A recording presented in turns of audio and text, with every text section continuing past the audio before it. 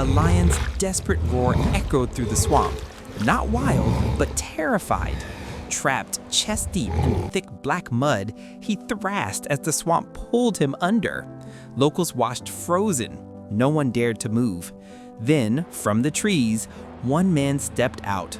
No backup, no deer, just an old crane and a promise he refused to break.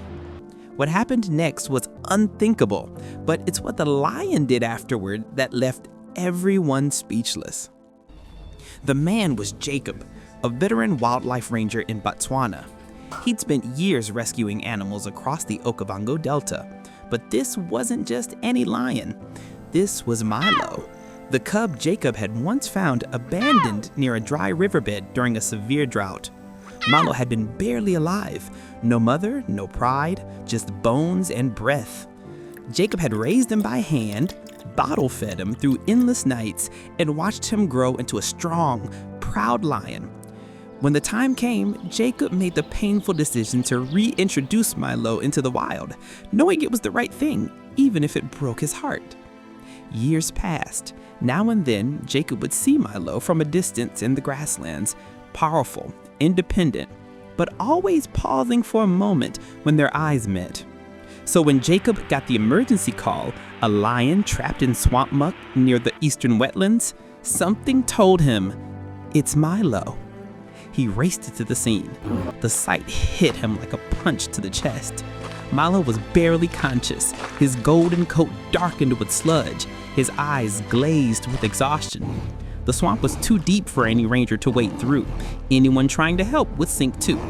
But nearby stood an old construction crane left behind from a bridge project. It was risky, dangerous, almost reckless. But Jacob didn't hesitate. He climbed in, got the crane running, and began lowering himself toward Milo, using a rope and a makeshift harness. The metal groaned, the mud churned. Every second was a gamble. The lion could panic, the crane could collapse, Jacob could die. But as he got closer, Milo didn't growl, he didn't resist. He just stared up at the man who had once saved his life, as if recognizing him through the pain. With shaking hands, Jacob looped the harness around Milo's body, fighting against suctioning mud and his fear.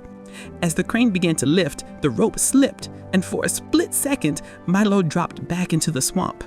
A cry went up from the crowd, but Jacob held on, adjusted the line, and slowly, painfully lifted the lion free.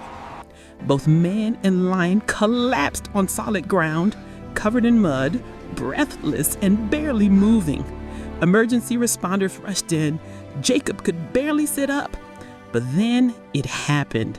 Milo stood, shaky but alive, and walked straight toward Jacob.